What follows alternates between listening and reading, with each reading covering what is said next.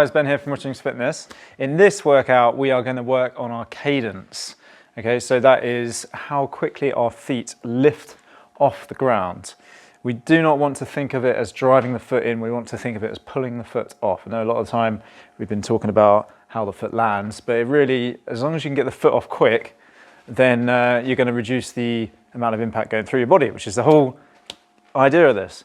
So we're going to work on 180 beats per minute. What you need to do is download something called a metronome onto your phone, put it in your headphones, or just play it in your pocket.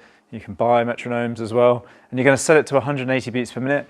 And that's every time your foot comes off the ground. So there'll be a time frame that you're going to run for and then walk and rest. So it could be 1 minute on, 1 minute off, whatever it is. So set to 180 beats per minute on the spot, and then